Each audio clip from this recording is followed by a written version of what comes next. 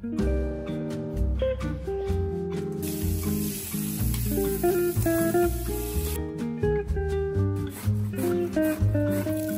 привет, с вами Оля, вы у меня на кухне, и в этом видео я подготовила для вас несколько вкусных, полезных и простых идей блюд, которые отлично подойдут для ужина.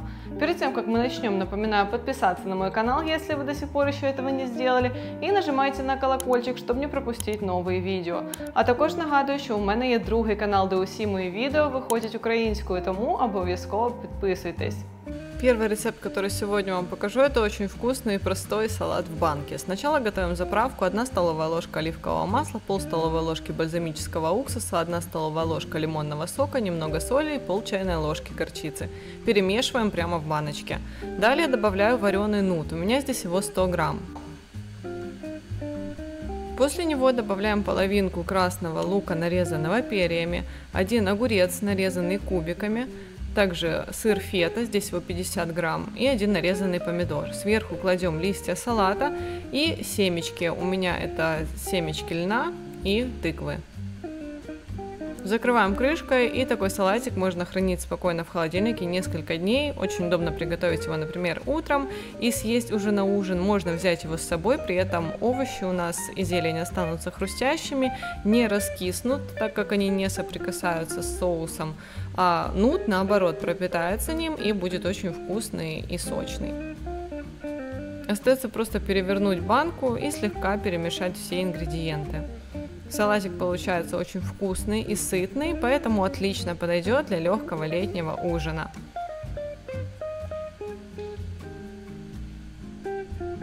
Лето – это идеальное время для перехода на здоровое питание и формирования новых полезных пищевых привычек. Напоминаю, что до конца этого месяца действует скидка на мою программу питания «Летняя 2.0». Это полноценный сбалансированный рацион на 14 дней, в который включает в себя много вкусных, полезных рецептов, а также отдельно каждой неделе есть удобный список продуктов. Советую не откладывать на потом и поторопиться приобрести его по акционной цене. Кому интересно, ссылочка в описании. Для следующего рецепта нам понадобится красная чечевица, здесь ее 150 грамм, заливаем водой комнатной температуры и оставляем так на несколько часов, чтобы она набухла, впитала в себя воду и стала мягкой.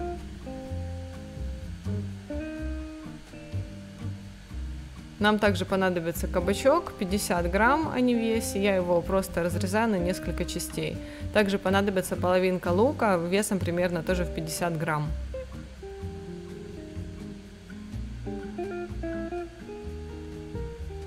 С чечевицы сливаем лишнюю воду, можно слегка промыть водой, чтобы она была чистой, и после чего сразу же отправляем ее в чашу измельчителя. Добавляем к ней 2 зубчика чеснока, кабачок и лук, который мы подготовили ранее. Добавляем 1 чайную ложку соли, итальянские травы и 2 столовые ложки подсолнечного или оливкового масла, а также 2 столовые ложки муки. У меня кукурузная мука, можно использовать цельнозерновую или любую другую. Если масса получается слишком густой, добавляем воду. Я добавила 50 мл. Вот что у меня получилось.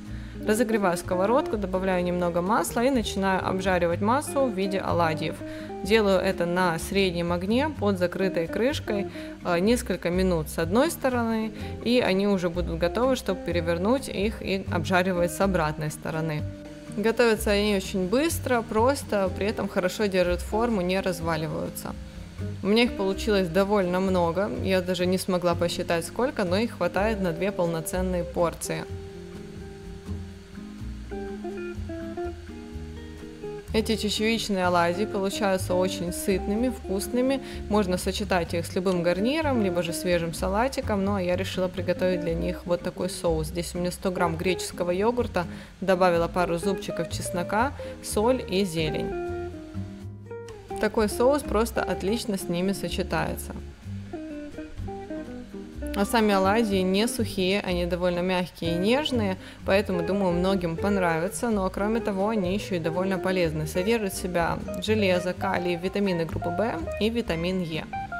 Не забываем о том, что чечевица – это источник растительного белка, так что обязательно включаем в свой рацион. Но для следующего рецепта мне понадобится 350 грамм фарша, который я сделала из куриного филе. Можно сделать его из другой части курицы. Также нам понадобится кабачок, либо же цукини. Также его нам необходимо 350 грамм. В общем, соотношение с фаршем должно быть 1 к 1. Я взяла именно цукини, так как он не такой мокрый, как кабачок. Его не нужно будет отжимать от лишней влаги.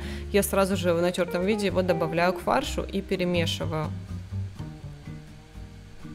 Также добавляю сразу пол чайной ложки соли и специи. У меня это специи для овощей гриль. Добавляю 1 яйцо, хорошенько перемешиваю. И после чего будем добавлять муку. Ее нам понадобится 70 грамм. У меня мука, как и в прошлый раз, кукурузная. Можно использовать любую на ваш вкус. Цельнозерновую, либо же из твердых сортов пшеницы и так далее.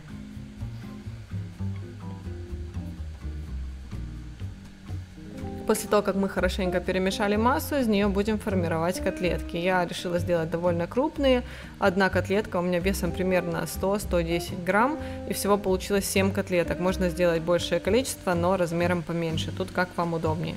Разогреваем сковородку, добавляем на нее немного масла и обжариваем наши котлетки. Я это делала на маленьком огне под закрытой крышкой 5 минут с одной стороны, после чего переворачиваю и готовлю еще примерно столько же под закрытой крышкой с обратной стороны. Котлетки в результате получаются очень сочные, мягкие и отлично сочетаются с любыми гарнирами, с салатами, просто со свежими овощами, подойдут не только как для ужина, так и для обеда. Ну и понравится, конечно же, не только тем, кто любит кабачок, а и тем, кто его не любит, потому что котлетки, правда, очень вкусные, и сам цукини там не очень-то и чувствуется. Поэтому всем советую готовить. Для следующего рецепта нам также понадобится цукини, будем делать из него пасту. У меня есть такая специальная штука для нарезания пасты из цукини. Если вы хотите спросить, где я ее купила, я купила ее на Алиэкспрессе, но, честно говоря, это лишняя была покупка, потому что я пользовалась за несколько лет ею всего 2 раза, и нарезать такую лапшу из цукини можно сделать и вручную. Поэтому я не рекомендую вам такую покупку. Далее нам понадобятся томаты черри, их здесь 150 грамм, их я просто разрезаю половинками. Также у меня здесь 2 зубчика чеснока, которые я мелко нарезаю. Разогреваю сковородку, сначала обжариваю чеснок буквально полминуты, после чего добавляю креветки 100 грамм, у меня они уже готовы, поэтому я обжариваю их на сильном огне буквально минуту, просто до золотистой корочки. Далее добавляю 300 грамм цукини, он также готовится довольно быстро, поэтому постоянно его помешиваю, и уже буквально через пару минут он будет вот таким вот мягким. Далее добавляю томаты, добавляю также сразу соль, специи, у меня это перец, и 50 мл сливок 10% жирности. Готовим еще буквально 1 минуту, чтобы сливки немножко выпарились, и на этом наше блюдо готово. Получается, кстати, очень вкусно. При подаче добавляем тертый сыр и итальянские травы. Для следующего рецепта нам понадобится брокколи. У меня вот такой довольно крупный качанчик. Я отрезаю от него соцветия, и отдельно уже я их взвесила, их у меня было 350 грамм. Отправляем их в подсоленную кипящую воду и готовим буквально 5 минут, не более. Если вы будете использовать замороженное брокколи, варите не больше 2 минут, иначе будут слишком разваристыми. Далее достаем из воды, я решила остудить их под холодной проточной водой, вот так оставляю буквально на пару минут, тем временем займусь остальными ингредиентами. Нам понадобится зеленый лук, его просто мелко нарезаем.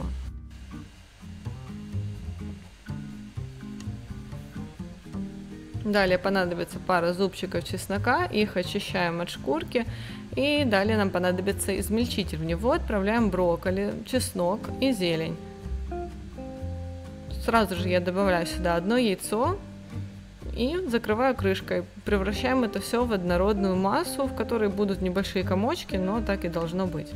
Далее добавляем немного соли, у меня это пол чайной ложки, и муку, буквально 2, максимум 3 столовые ложки, в зависимости от того, какая получится у вас консистенция массы. Если она недостаточно густая, добавляйте больше муки.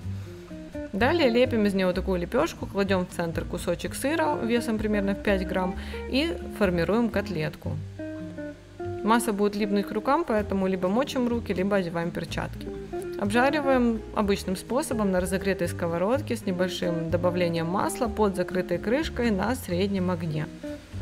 Если все делать аккуратно, котлетки хорошо будут держать свою форму и не развалятся. Готовятся они примерно 5 минут с одной стороны и 5 минут с обратной.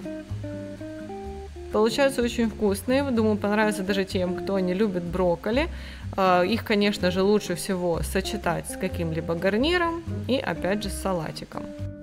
Со всего количества ингредиентов у меня получилось 6 вот таких вот котлеток. И этого хватит на 3 обычные, либо же 2 очень большие порции. На сегодня это все. Надеюсь, что видео вам понравилось, было для вас интересным и полезным. Если это так, буду рада увидеть ваши лайки внизу под этим видео, а также напоминаю подписаться, если вы до сих пор еще этого не сделали. Ну а с вами была Оля. Увидимся в следующих роликах.